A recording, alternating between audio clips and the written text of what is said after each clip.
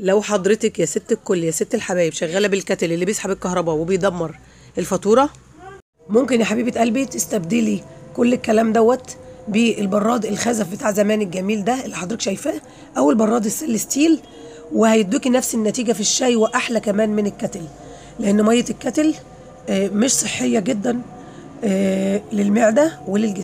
وحضرتك هتشربي احلى كوبايه شاي في حياتك صدقيني، وهتوفري كهرباء معاكي كمان. تاني حيلة عندنا عشان توفري فاتورة الكهرباء، كلنا طبعا بنقعد كل واحد فينا من الأولاد في أوضة وهيدي الكهرباء بتاعت الأوضة، لا كلنا نتجمع في الصالة أو في أوضة معينة ونطفي كل الأنوار ونقيد بس كهرباء الأوضة اللي هنقعد فيها أو كهرباء الصالة. الحيلة اللي بعد كده حبايب قلبي علشان خاطر توفري برضو في الكهرباء، لو حضرتك بتستخدمي كنكة القهوة اللي هي بالكهرباء دي طبعا بتسحب برضو الكهرباء جامد جدا وبتعلي الفاتورة. طيب ممكن حضرتك تعملي ايه؟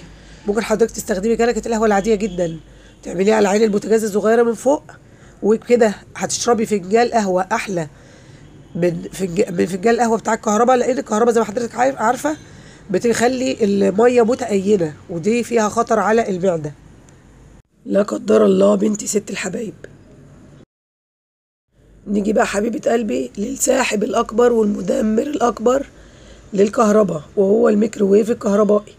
موجود عند بنتي العروسة اللي لسه متجوزة قريب وبتشتكي بتقول يا ريتني ما جبته، بيعلي فلوس فواتير الكهرباء عالي جدا.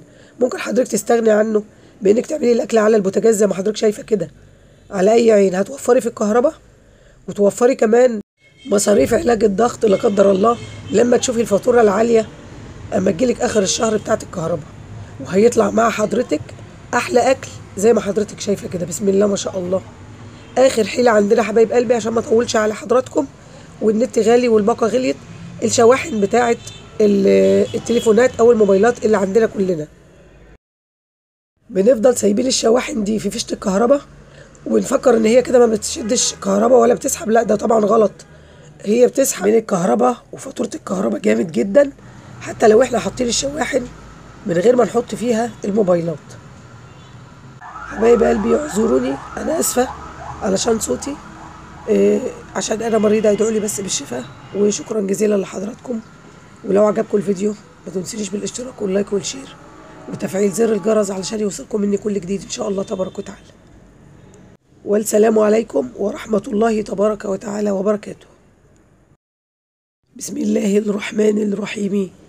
فتعالى الله الملك الحق لا اله الا هو رب العرش الكريم. صدق الله العظيم تبارك وتعالى.